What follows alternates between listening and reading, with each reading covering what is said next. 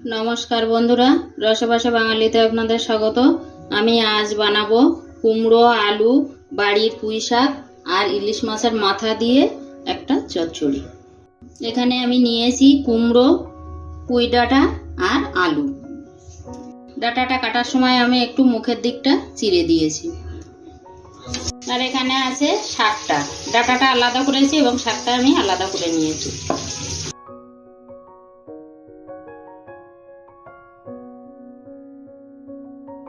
রান্নাটা খুব কম মশলার উপকরণেই হবে।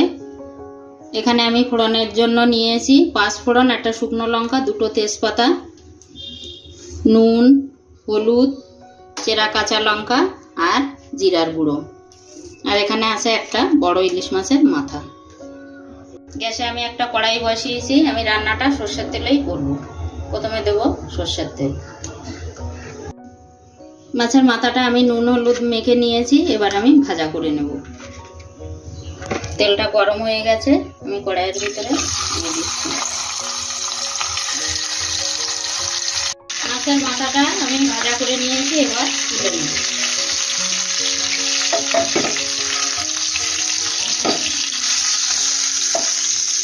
কড়াইয়ের মধ্যে তেল আছে, এই তেলেই আমি আলুগুলো ভাজা করে নেব, কারণ আলুটা চন্দ্রমুখী আলু আমি একসঙ্গে রান্না করব না, এটা একটু ভেজে পরে দেবো তরকারির মধ্যে।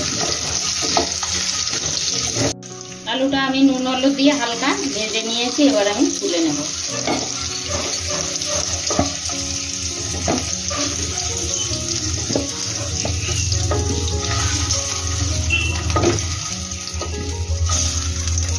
এবার আমি ফোড়নে দেব একটা শুকনো লঙ্কা, 2টো তেজপাতা আর 5 ফোড়নটা।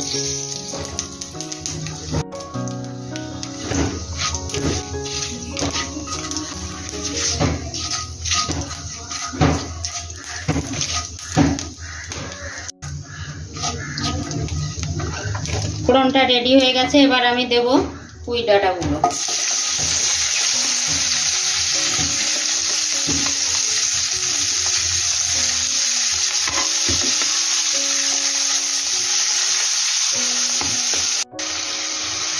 এবার আমি দিয়ে দেব কুমড়োটা।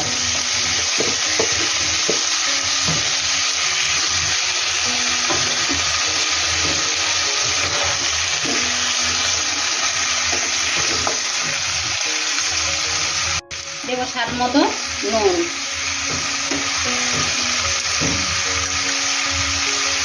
পরিমাণ মতো হলুদ গুঁড়ো।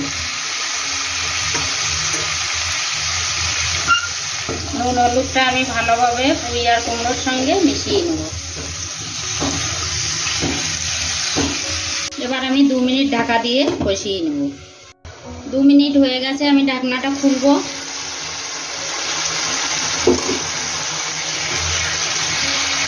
শাকটা দিয়ে একটু জল বেরিয়েছে। এবার আমি ভেজে রাখা আলুগুলো দিয়ে দেবো। আমি আলুটা প্রথম থেকে দিইনি, কারণ এটা চন্দ্রমুখী আলু, একটু তাড়াতাড়ি গলে যায়, তার জন্য একসঙ্গে মিশিয়ে নেব। এবার আমি দেবো চিড়ে রাখা কাঁচা লঙ্কা। এই সবজিটা রান্না করতে কিন্তু একটু জল ইউজ করা যাবে না, কারণ সবজির যে জল সেই জলেই সিদ্ধ হয়ে যাবে এবং রান্নাটা করলে টেস্টও হয়। আমি আবারও 5 মিনিট ঢাকা দিয়ে কষিয়ে নেব। 5 মিনিট হয়ে গেছে, আমি ঢাকনাটা খুলবো। এই 5 মিনিটে কুমড়ো, আলু, ডাঁটা কিন্তু অনেকটা সেদ্ধ হয়ে গেছে। এবার আমি দেব কেটে রাখা শাকগুলো।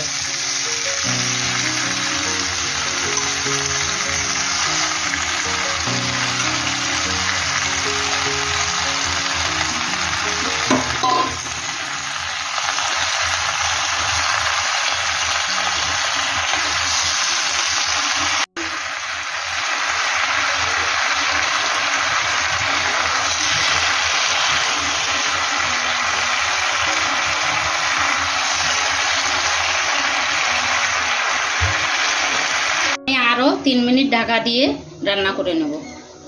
3 মিনিট হয়ে গেছে, আমি ঢাকনাটা খুলবো। শাকটা দেওয়ার পরে কিন্তু একটু ঝোল হয়েছে এটাই। এবার আমি ভেজে রাখা মাথাটা একটু ভেঙে নিয়েছি, সবজির সঙ্গে মিশিয়ে দেব।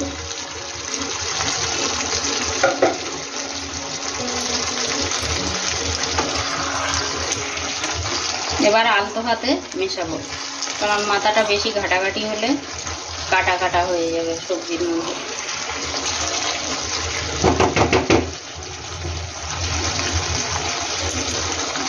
এবার আমি দেব ভেজে রাখা জিরার গুঁড়োটা।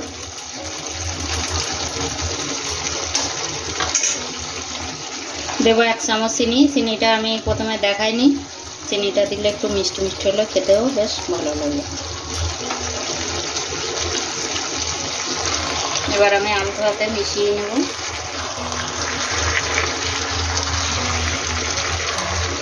এইভাবে পুঁই শাক, কুমড়ো, আলু, ইলিশ মাছের মাথা দিয়ে তরকারি করলে কিন্তু গরম ভাতে আর কিছুই লাগে না, এটা খেতে ভীষণই টেস্টি হয়।